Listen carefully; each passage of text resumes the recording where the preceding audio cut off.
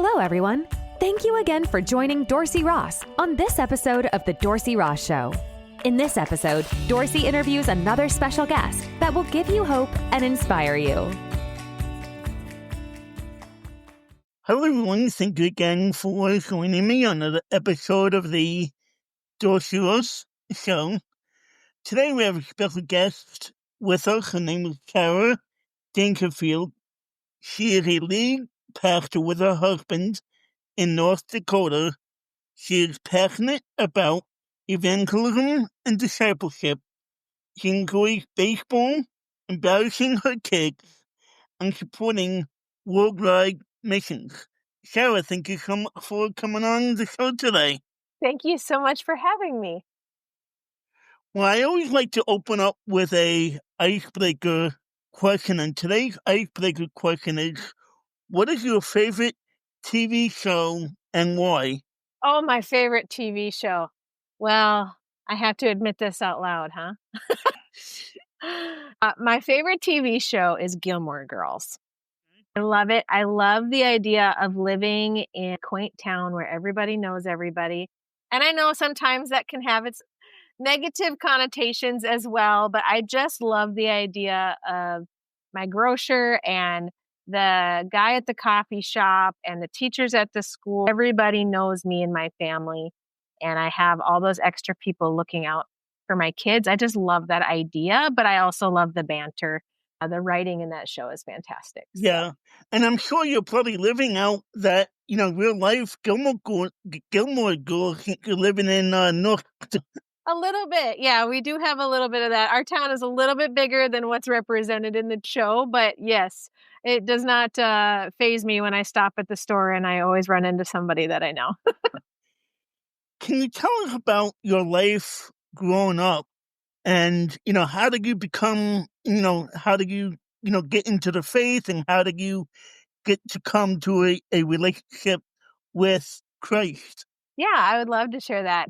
So I grew up in Minnesota, right in central Minnesota, and I grew up with a single mom and a younger sister.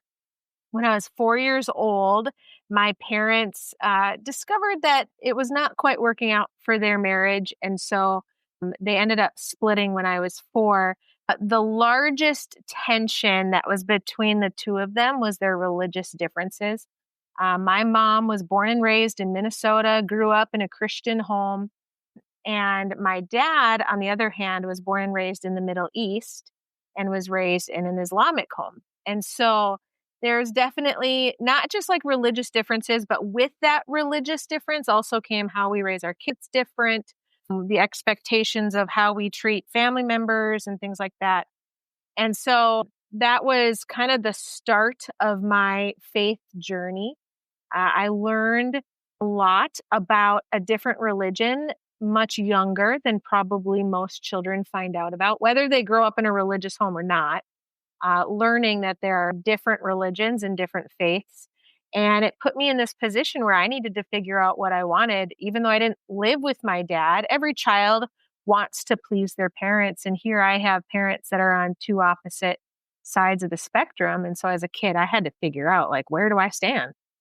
And so over a period of years, but then also because of certain events that had happened in my life, one of those being a near-death experience, God really began to show himself to me. Jesus became real. He was not just words on a page, but how he provided for my healing, how he provided for my family financially, and then also the needs that we just had, like needing to put food on the table because medical bills were just wild. Just watching as Jesus, especially using the church, came around our family and was helpful in that area. I just started to discover that Jesus is like real. He is not just a story. And so I began to dig into that more. And in middle school and high school, I fell in love with the Bible, fell in love with the scriptures and the stories of Jesus and the stories of the Old Testament. And thankfully was already able to start making those connections with the New Testament and Old Testament, because it can be easy, especially as a student, to not realize that there's a connection between the two. And so that's really what catapulted me in my faith. But then I took it another step further, and watching how the church impacted my family and impacted my life, I wanted to do that. I wanted to impact people's lives for the better when it came to their faith and their relationship with Jesus, and helping them see that it is life transforming. And so that's what kind of moved me into the area of ministry. And now my husband and I have been serving as pastors for over 20 years. Awesome. Yeah. What was that near-life experience that you mentioned? What was that like? Yeah. So I was very young. I was almost 5 years old. And due to situation, I ended up falling off a moped without a helmet on. And I hit my head and had lacerations all over my body. And because I had hit my head, obviously head injuries, there's a lot of blood involved with that. And the ER doctors ended up telling my mother if I had made it even a minute later, I would have bled to death, because I was that low on blood by the time I got to the hospital. And so the healing process obviously was very long, but very traumatic as well. And the Holy Spirit didn't just help me heal physically, but help me heal emotionally from that trauma as well. You mentioned that you're a lead pastor now with your husband, but you also were doing Hoarding ministry at one point. Yeah. What led you to that shift of going from Hoarding ministry to lead pastor? God. It was not something that my husband and I were pursuing. We actually joke that we wanted to be lifers with kids ministry. We wanted to be kids pastors our entire life. We loved it. We loved serving the church in this way and coming alongside parents. And it's just so life-giving for us. So we had no desire to leave it. And the Lord began to knock on our door. I was like, oh, maybe we're going to be doing missions. We could do kids ministry in another country. Like, that would be great. And God was like, no, I got something else for you. And so we took a lead pastor position just 2 hours down the road from where we were living. And it has been a journey I never expected to take, but it's been really good. And God's been faithful. And I can't believe I'm saying it, but I love it. So, yeah. Well, this is a lead into, question about your book, but you have a concept called spiritual hoarding. And how did that first resonate with you? Yeah. So I do have a book that's coming out actually on April 8th, and it's called Leading Spiritual Hoarders. And it's this concept of we have people within our churches who are hoarding the gospel. And that can sound a little confusing at first. So let's just look at what a hoarder is. And we know that a hoarder is someone who holds on to things and has a hard time letting go. Obviously, hoarding also it's a mental health conversation as well. And there's a lot of pieces to it. But getting down to the nitty gritty of we're holding on to things, whether we need them or not, whether they're beneficial or not, holding on to things and not getting rid of it. And we have people in our churches who are holding on to the gospel message and are not sharing it. But that is something that Jesus asked his disciples that when he leaves, he needs us to be the ones who continue to share and spread the message of the gospel. And so if we have Christians in our churches who are not sharing the gospel, then they are hoarding it. And they are not allowing it to be a benefit to those around them because they're holding it to themselves. And it's really an epidemic in the church, especially the American church. I've seen not just in the churches we've served in, but as a whole. The Big C church definitely had a problem with holding on to a message that desperately needs to be shared.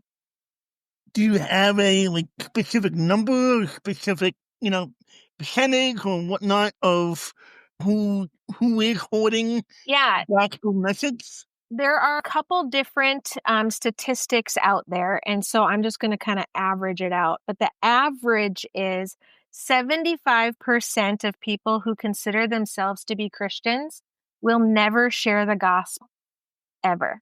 They will hold it to themselves and to the grave. And so some studies show larger numbers, some show smaller numbers, but 75 is about the average. And so if we have people who call themselves Christians and will never share, that's an issue. What makes you think that, why do you think that is? Let's take a quick break. Hello, I would like to take a quick break to let you all know about my book called Overcomer, Discovering God's Plan Against All Odds. You can buy it on Amazon in a Kindle version, also in a paperback version. It is also available on Kindle Unlimited if you would like to buy it that way as well. It is my autobiography of my story and about my life. There will be also a link in the show notes in the bottom of the page. I hope you go and check it out and hope you are encouraged by it and inspired by it as well. And now back to our show. God bless. I think there's a couple different reasons. One might be fear. There might be a fear of what people are going to think of them, fear of a relationship that might be strained because of it, especially if you have a family member or a friend who is very touchy when it comes to conversation of religion. So there can be that fear for sure. Maybe they've watched other people's relationships disintegrate because of faith conversations. But I also think there's another piece that we have a lot. I've noticed even just in our church, we have a lot of people who, once they come to know Christ, unless we tell them, because unfortunately, a lot of people aren't reading their Bibles either. So if we are not telling them that it is an expectation from Jesus that we're sharing this message, then they don't even know they're supposed to. And then if they don't know that they're supposed to, because in our culture, American culture, we like to say, you do you, I'll do me, and we'll live in harmony and it'll be fine.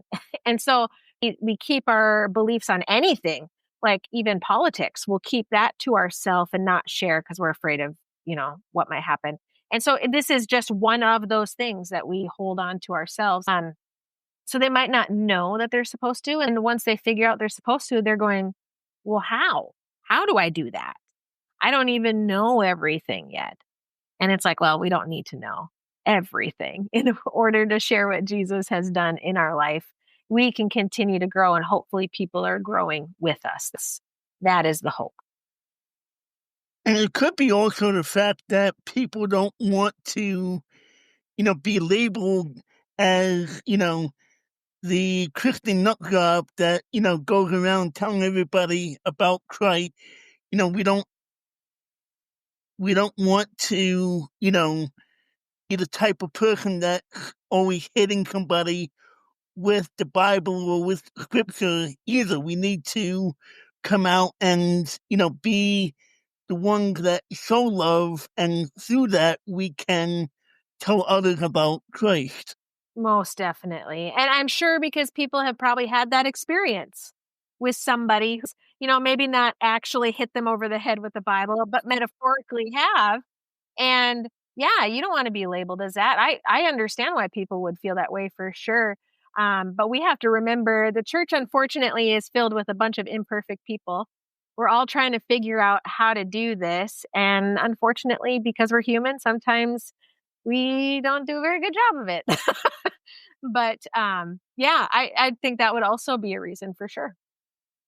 What made you come to this conclusion of a spiritual hoarding? What made you decide to write your book? Yeah, so as a Christian, especially as someone who has family members who are very much not living a life that is centered on Christ, this has always been on my mind. But seeing it from within the church, I noticed it in our last community that we lived in before moving where we're at now. I was raising really little kids, baby up to 4 or 5 years old. They were very young at the time. And I was meeting with this mom. And so for a backstory, we lived in Williston, North Dakota for 7 years. And while we lived there, that's when it was the big oil boom, the big Bakken oil boom, epicenter, wild, crazy, cities growing like nobody, like it's growing so fast that the water treatment plant couldn't keep up. It was just a boom town. And so we have people coming from all over the place, all over the states, all over the world. And I'm getting to know a lot of these young moms because that's the season of life that I was in at the time. And I was meeting with this young mom, and it was interesting. She had grown up in the church, and she was in her 20s at this point, and wasn't really interested in church. And whatever the story was for that, I'm not sure. But I was just kind of hearing her back life story. She had grown up in the church, and she did not know most of the stories. She didn't know the gospel message. She knew Jesus died on a cross and rose again, but that was about the extent. And I remember thinking, for a girl who grew up in the church, and that's all that she knows and remembers, like, that's kind of concerning. And so it's like, okay, so if she grew up in the church and doesn't know, how many people in my community who maybe didn't grow up in the church, they don't know? And if they're not willing to walk into a church, how are they going to ever hear the story? And so I was very bold in my faith. I mean, I'm in ministry anyway, so I'm like, I'll talk about Jesus all day long. I have no problem with it. But I started asking some women from church that I knew, like, hey, have you gotten to know some of your new neighbors? I knew they came to work for this oil company. Have you gotten to know them? And asking those questions. And then asking, have you ever had an opportunity to have a faith conversation with them? And they're like, and I was like, oh, wouldn't that be fun to be able to do that? And then you could invite them to church or invite their kids to come to our summer programming or whatever. And I was trying to use that just to kind of see what have they talked about. And there were so many people that weren't talking. So then I got to myself thinking, well, if the people in the church aren't telling anybody, we really have a problem. And it was heightened for me because a lot of the people that were moving to Williston at the time, not everybody, but a lot of them that were coming because it was a last resort. Nobody wishes upon themselves to move to Podunkville, North Dakota.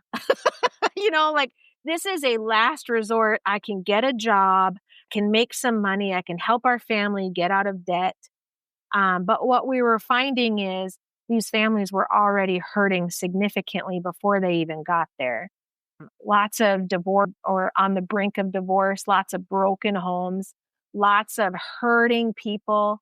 And then you get these young guys moving to the oil field and they're making big money. And what are they doing with that money? So now they're getting into drugs and other things. And it was just this ball of pain. And I'm sitting here thinking, we, the church, have the solution to their pain.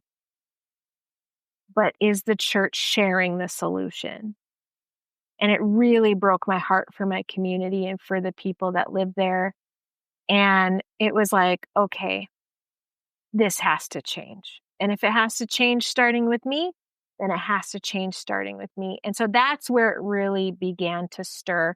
But then becoming lead pastors opens your eyes to even more because now I'm seeing the church as a whole and not just families. And so that has really just been what continues to stir the fire in me for sure. And discipleship in general, multiplication has become quite a hot topic in the church over the last couple of years. And so I just happened to jump on the train, I guess, at just the right time. But yeah, I look at my community now that I live in, and there are so many people who are hurting, and I have the solution. And why wouldn't I share that? Why wouldn't I share that? You mentioned earlier that you had your mother who was a Christian, but your father who was Middle Eastern, more than likely Muslim. They separated. Have you stayed in contact with him, and how have you shared the gospel message with him? Yeah, it's a great question with I don't have a very good answer. So as a young kid in elementary school, middle school, I was very, very zealous about my faith because I was very aware of the spiritual state of my father. He still calls himself a Muslim to this day. I was very zealous and said things, truthful things, but not with the right voice, and burned a lot of bridges. And so we have never really recovered. On top of that, when you have a relationship that hasn't recovered from hurtful things that were said, even if forgiveness has been brought to the table, there's also a cultural difference with us, especially in the country that he grew up in. Being the man and being the dad of the family automatically deserves respect. And because of other things that happen in our family that I'm not going to mention, I didn't feel he earned that respect. And so there's also that piece to it as well. And so we have not been able to really reconcile like I would like for us to be able to. I hope one day we can, but we just haven't gotten there yet. I wonder if that, you just mentioned there about burning bridges, with people, with family members, with friends, Yeah. co-workers, whoever it might be, that we know don't know Christ or don't have that personal relationship with him. Could that be one of the barriers that, stopping us from telling others about him, because we don't want to burn the bridges of that friendship or that relationship, with that person? Yeah, definitely. Definitely. And I think that's why one-on-one discipleship especially is a wonderful approach, because it is getting to know someone because you care about them. It is sitting down for coffee, having a meal. Maybe it's even sitting at the park because your kids are playing and just getting to know one another, looking for open opportunities to share about Christ as you're having a conversation, as you're building a relationship or friendship with somebody, and not because you're trying to use them as a project or sneak in some conversation, but you're just looking for opportunities, because oftentimes opportunities come up either because they're looking for more friends. Maybe they just moved to the community and they're lonely. Well, the church can provide friendships, whether they believe what the church is preaching or not. Like, it can provide friendships. So there's that piece. But then there's uh, we have a lot of people in our community who just feel like a lack of purpose. And so that's a great opportunity because Jesus gives us purpose, right?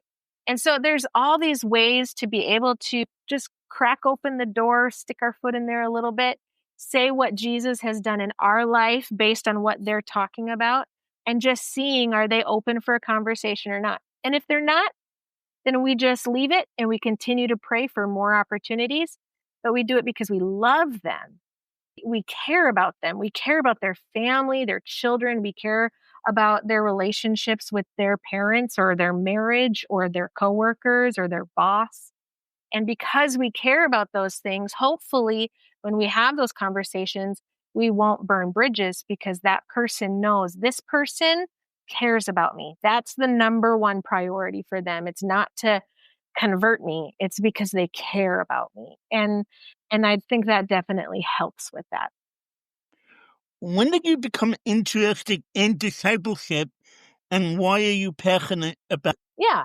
Since becoming lead pastors, being able to see how the church offers discipleship, whether that's small groups, Sunday school, those things, they're all really good things. But if those groups get too large, there is a good group of people who will not speak.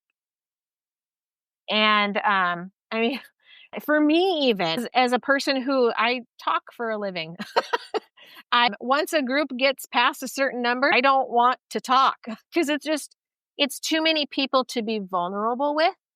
And not that we need to be vulnerable about everything, but our relationship with Jesus is an emotional thing. And I don't necessarily want to share with the world all of that, but I can do that with a one-on-one or with 2 or 3 people. And so watching as the church does their best to provide discipleship tools, I just saw a lack of opportunity for those who shut down in larger groups.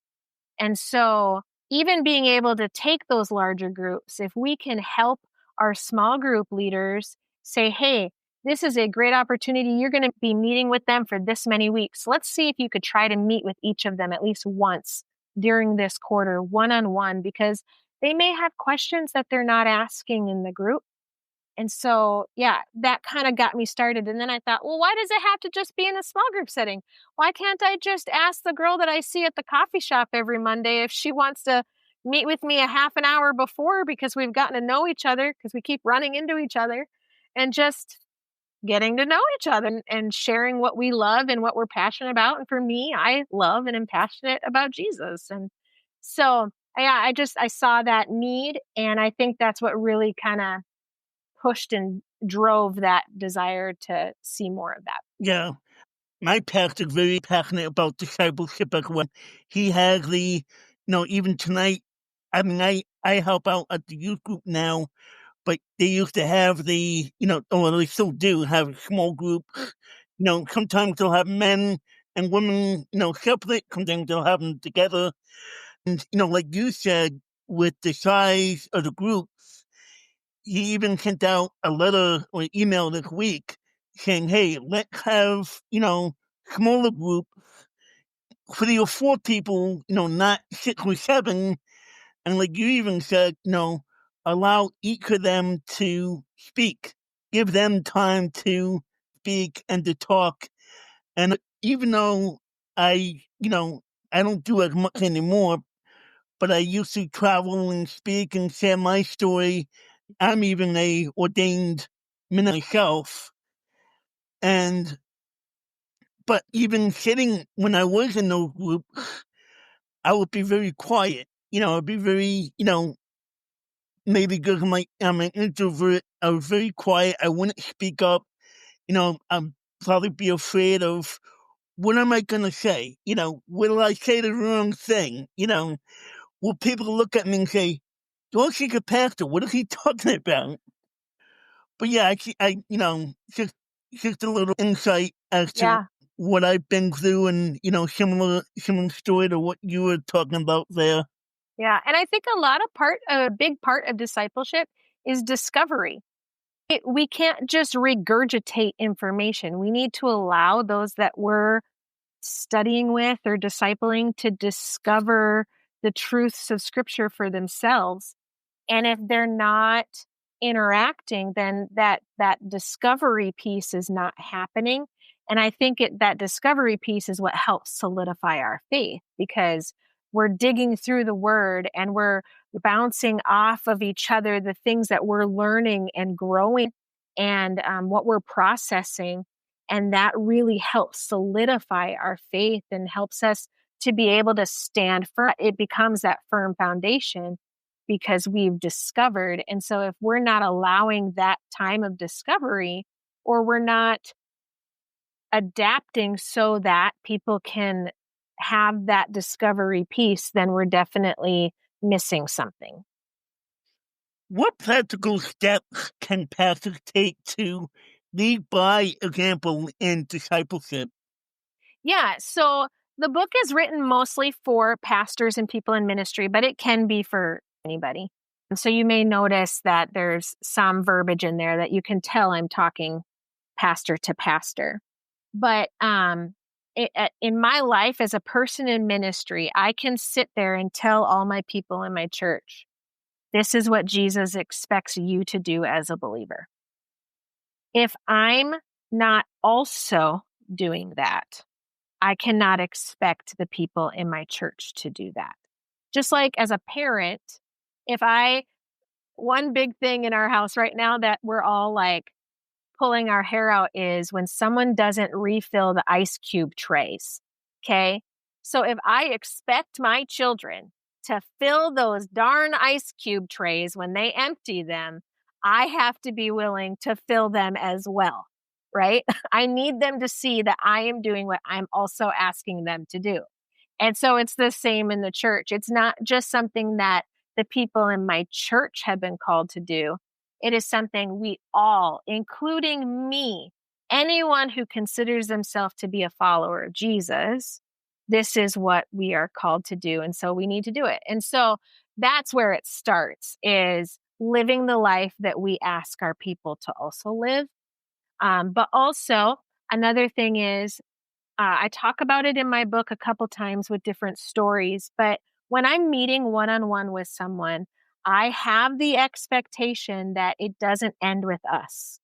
That after a period of time, when we both feel like this person is growing and excited and they are like ready, and this could, for one person, could be 1 month.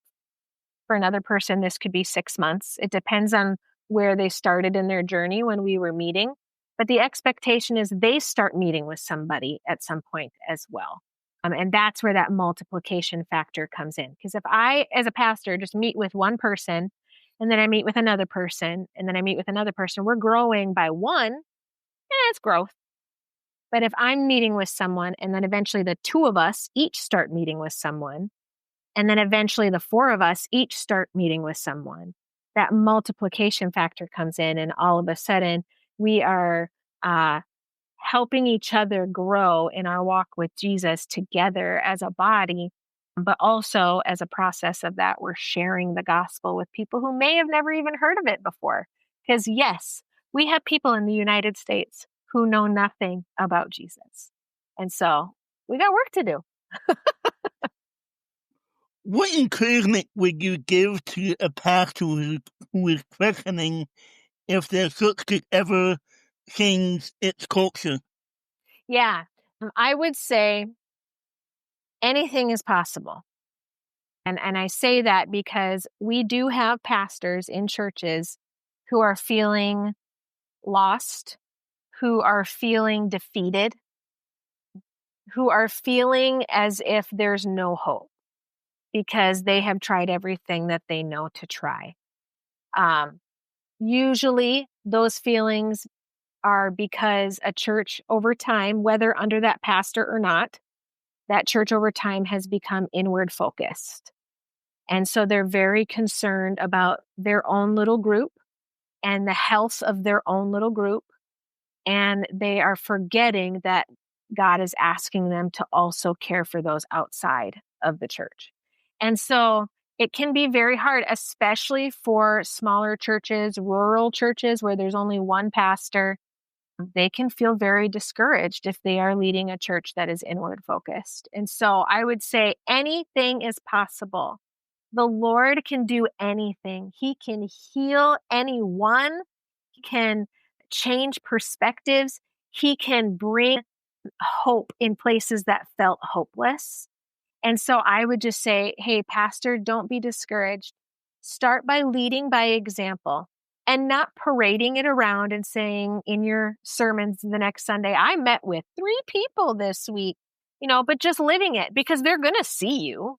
They're going to. Thank you again for joining Dorsey Ross on this episode of The Dorsey Ross Show. Please like, share, and tell others about the show. Also, please check out the other podcast episodes. And if you would like, donate to this podcast and buy Dorsey a coffee. Thanks again for tuning in, and we'll catch you in the next episode.